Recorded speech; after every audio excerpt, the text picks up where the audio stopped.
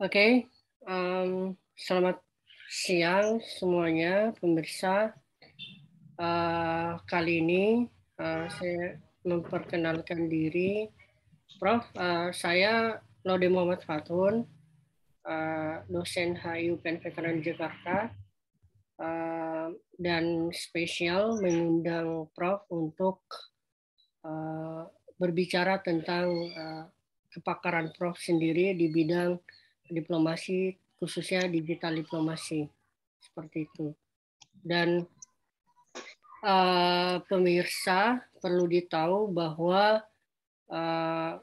bagi teman-teman yang hires ya, yang pernah belajar teori dan praktek diplomasi, tentunya sudah familiar dengan buku teori dan praktek diplomasi yang dibuat oleh Ibu Profesor Dr.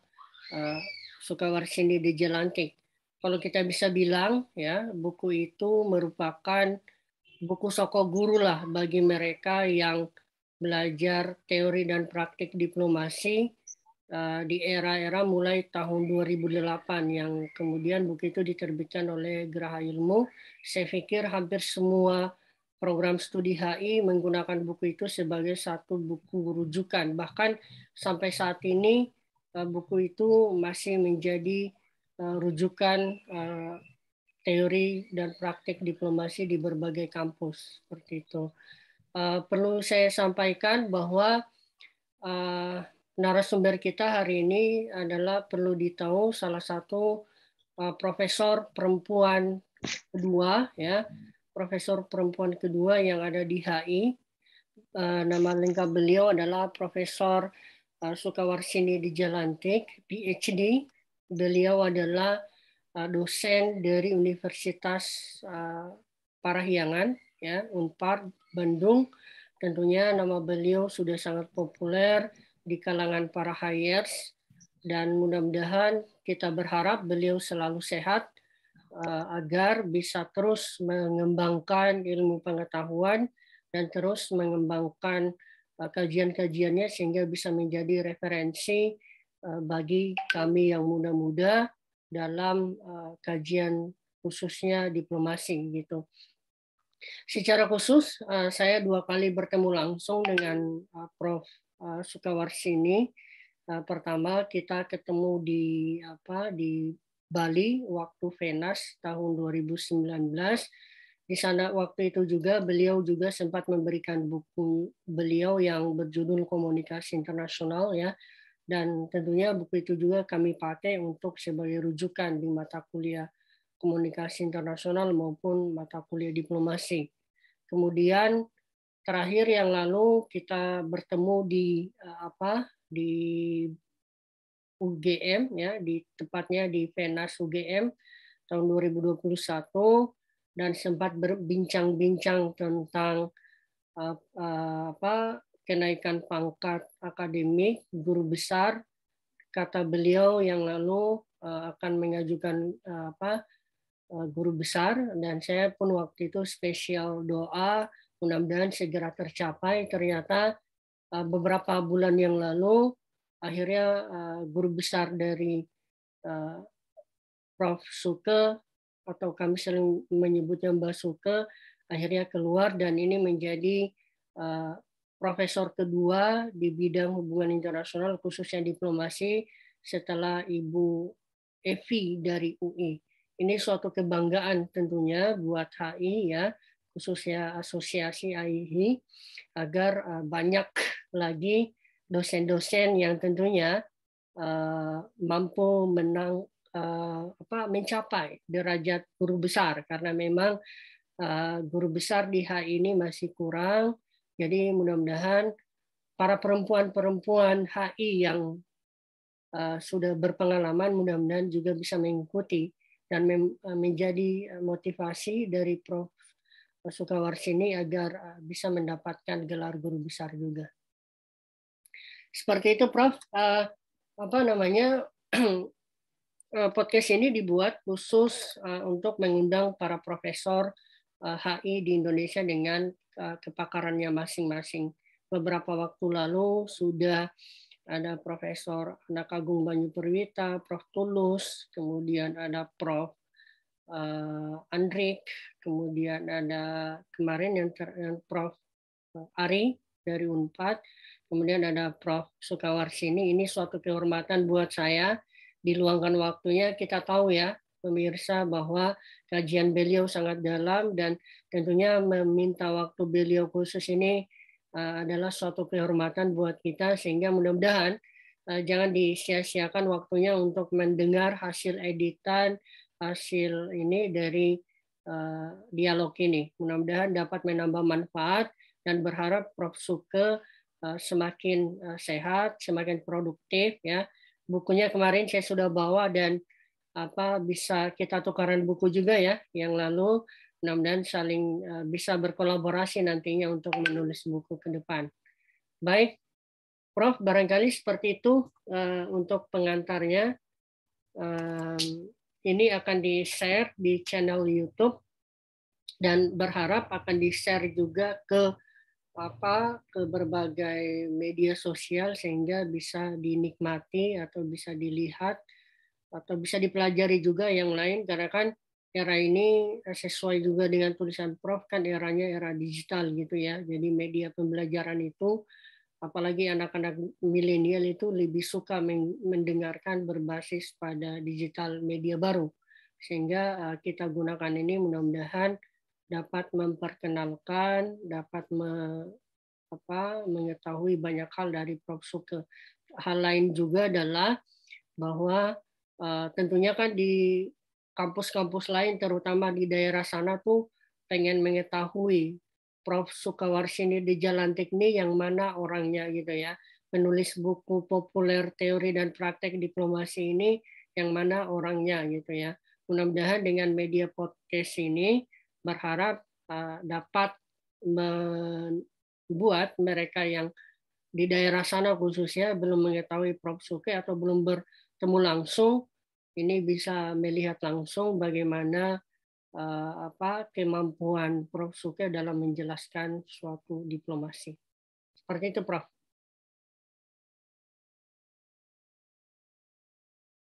Terima kasih. Fatun ya panggilannya. Betul, Prof. Iya, silahkan apa yang bisa kita bahas untuk pada pagi hari ini. Terima kasih perkenalannya. Baik, oke, Prof. Pertanyaan pertama ini, Prof. Nah, Prof kan sering menulis tentang diplomasi, komunikasi internasional, dan hal-hal yang berbau tentang kebijakan luar negeri. Kita pernah bertemu juga waktu di Bali itu di satu panel yang sama, waktu itu berbicara juga tentang diplomasi. Nah, Prof, menurut Prof sendiri bagaimana sih perkembangan dinamika kajian diplomasi di era digital saat ini? Oke, terima kasih Fatun. Pertanyaannya ini sangat timely sekali, sangat penting ya, terutama ketika kita membahas era yang sekarang yang memakai komputer sudah beberapa tahun ini, 2 tahun ini paling tidak kita berkomunikasi lebih banyak melalui platform digital. Ya tentu dalam hal diplomasi juga seperti itu ya. Pengaruhnya di dalam semua aspek kehidupan. Ekonomi, kita tahu juga dalam bidang politik, dan tentunya dalam bidang diplomasi.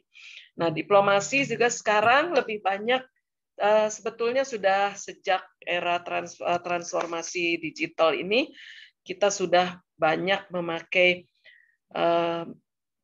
teknologi informasi ya, baik untuk berbagai hal, khususnya untuk negosiasi gitu. Untuk negosiasi, untuk kita perlindungan warga, ya mungkin balik kita ke fungsi diplomasi ya.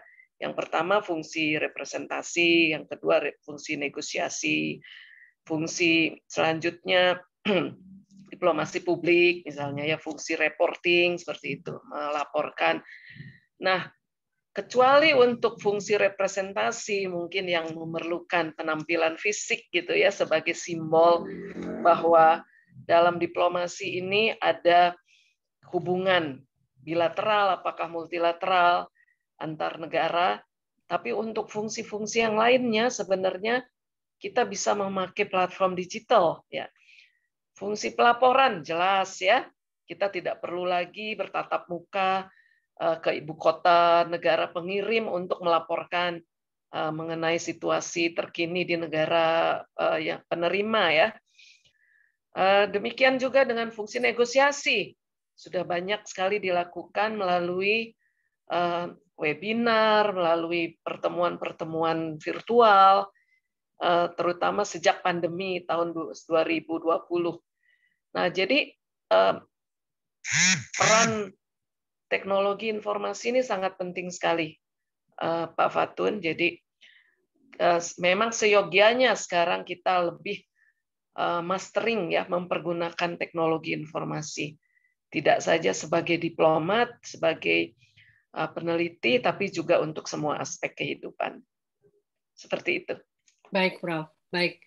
Nah, kalau kita garis bawahi tadi berarti penggunaan teknologi informasi. Nah, Prof, bisa nggak memberikan definisi awal tentang what is digital diplomacy, biar teman-teman juga paham digital diplomasi itu apa sih, sehingga orang nggak berseliuran pemikirannya gitu. Iya, terima kasih. Ini agak batuk ya. Digital diplomasi adalah diplomasi yang memakai sarana teknologi informasi, memakai internet, memakai media sosial, ya, sehingga aktor-aktor diplomasi yang berperan di dalamnya juga menjadi lebih beragam. Ya.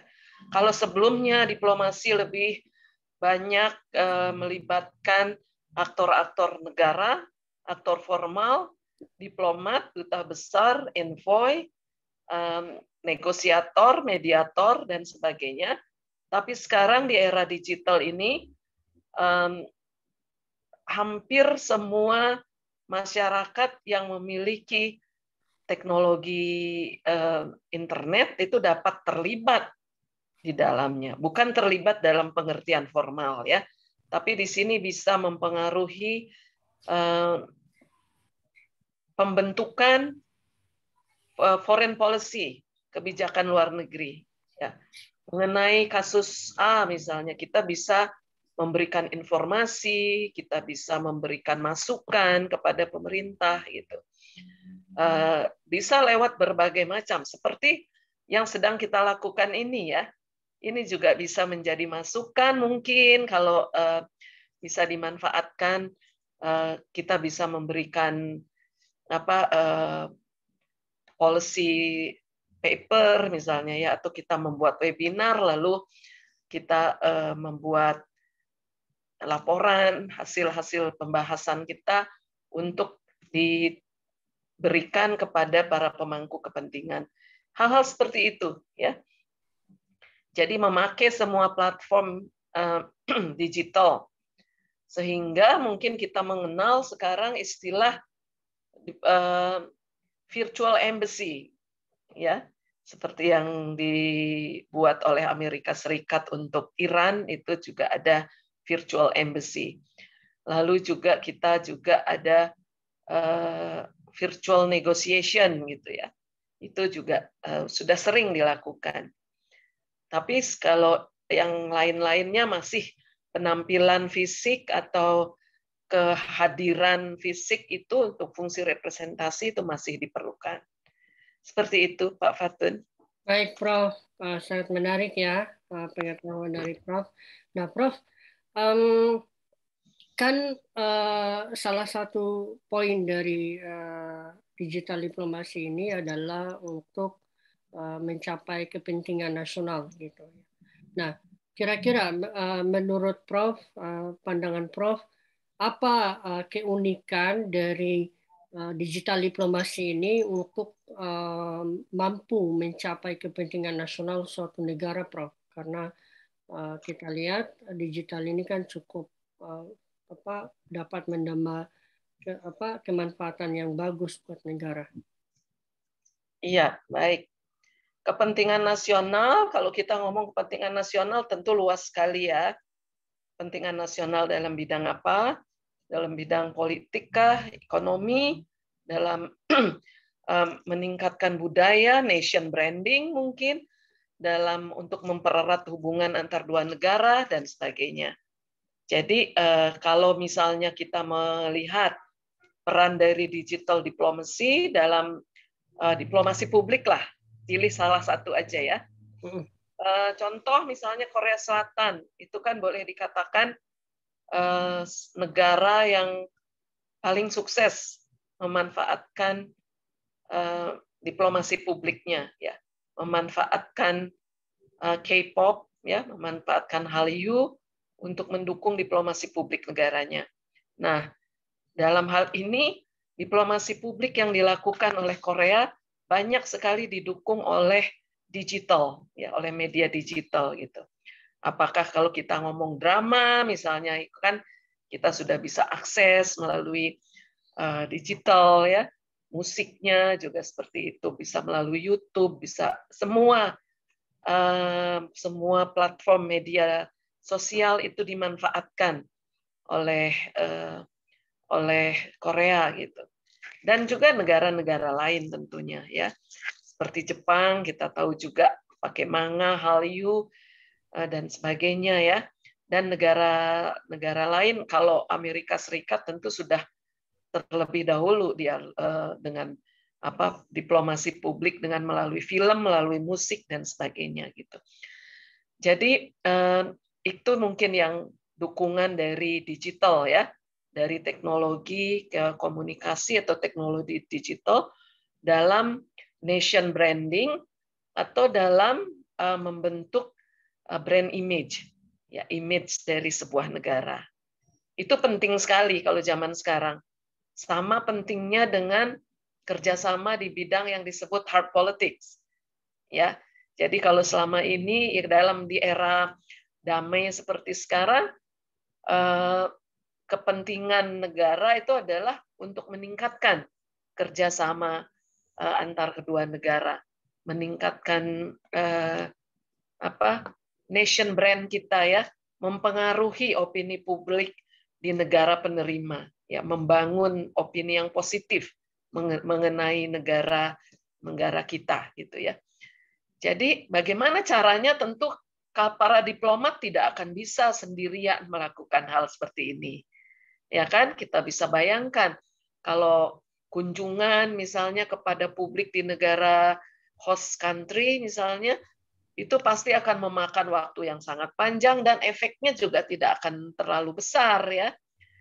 Jadi sangat penting sekali memanfaatkan media sosial seperti ini karena efeknya akan semakin luas dan juga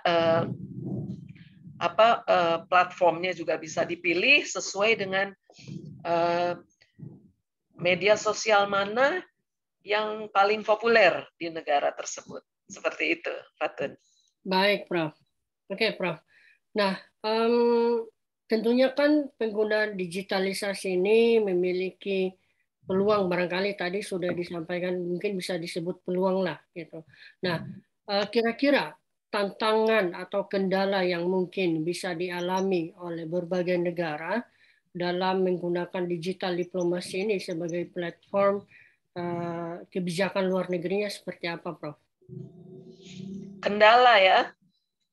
Ya, kendalanya ya tentu saja bahwa dalam berbagai platform ini, apakah yang sifatnya langsung maupun melalui media sosial, pasti